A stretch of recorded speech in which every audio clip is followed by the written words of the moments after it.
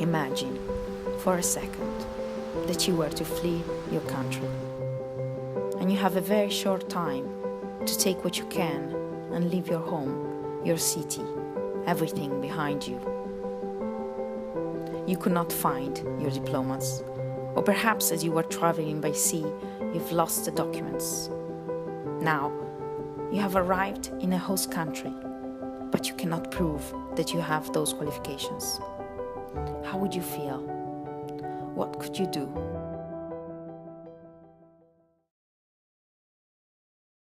Can you tell us a little bit about your story and your experience? It's like everyone else's story. It begins in Syria. Before the war, I used to have a life. I used to have everything that I want. But the war destroyed everything. So I have to leave. When I leave, I don't know where to go actually. I go to Lebanon, I go to Jordan, and then Turkey. And I think like there's something missing in my life. I don't have the opportunity of work, opportunity of living in safe, like we want to say. That's why I decided to came to Greece. Even it's a dangerous trip by the sea, but I could really take this trip.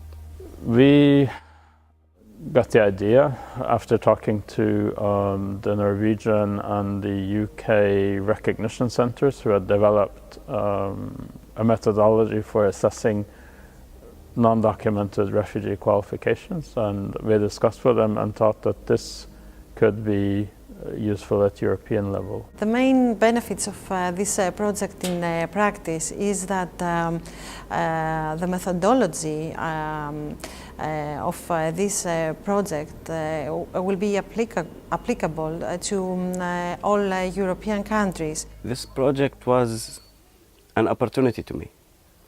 It was an opportunity because we study a lot. And like everyone else who lost everything in this war, the document, he lost his learning. When I came here, I feel like I am lost. When someone asks me, what did you study?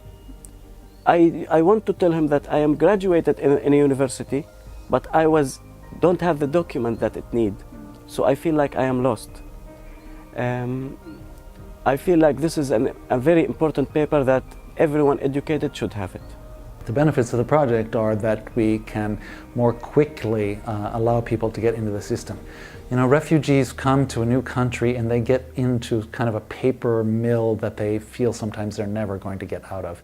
And we need some simpler way to assess their qualifications, to assess the education that they've had, and to help them get into the higher education system of their new home countries, and to be able to finish their education and position themselves to make a contribution to their new society.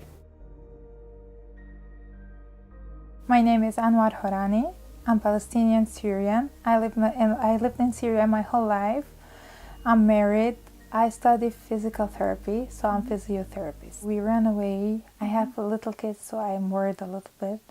And there's no life after the war, so we decided we have to move on. We continue through Turkey until Greece. It has a lot of political support because our member states have adopted several action plans, but this particular project fits in perfectly. One of them is an action plan on building inclusive societies, but then we have an action plan to support refugee children, and this is one of the possibilities to help them too. We are the rule of law organization, and this is a kind of application or implementation of a legal mechanism that we have. It's the article number 7 of Lisbon Recognition Convention, which obliges member states to treat recognition of refugee qualifications. So we help them also to implement their obligations. And what was your experience of having your qualifications assessed? It was a testing by qualification people who has a really good experience about the Syrian education system.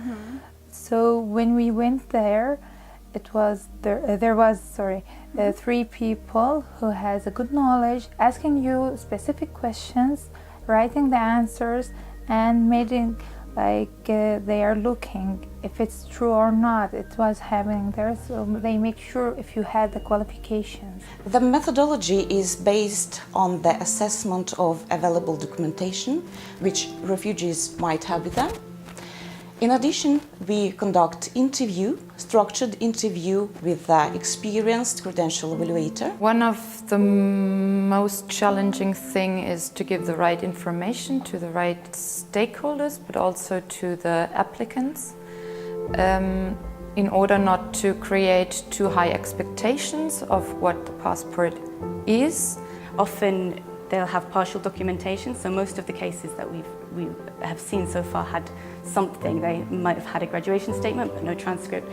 So it's kind of using our knowledge of the system of education of the country to ask questions about modules studied, about the university, checking the institutions accredited. It's kind of making up the details that you're missing through questions and then cross-checking that things make sense. Our hopes for the future is to see more refugees to participate in such projects, to see a continuation, to see universities accepting refugees, see refugees to efficiently contribute in the host societies, and all of us to see, including governments and Europe, to see that refugees are a part of a solution and they have qualifications and skills.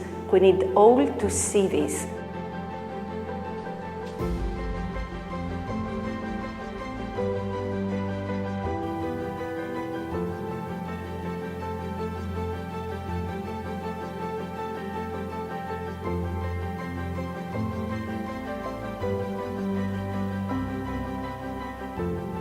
I came here 2 months ago and I registered in a camp. They asked me about what I have learned, what certification I have, and I give them this certification and they accept it luckily for me. The job center have asked me for this and the school asked me for this, and even the social who is responsible for us, they ask me also about it. But this paper wake me up and tell me, no, you have a chance to prove yourself again, and you have a chance for people to look at you as educated man, and this is exactly what it did. It gave me power and people started to look at me differently, and this document really saved me here. In my most difficult time, it saves me.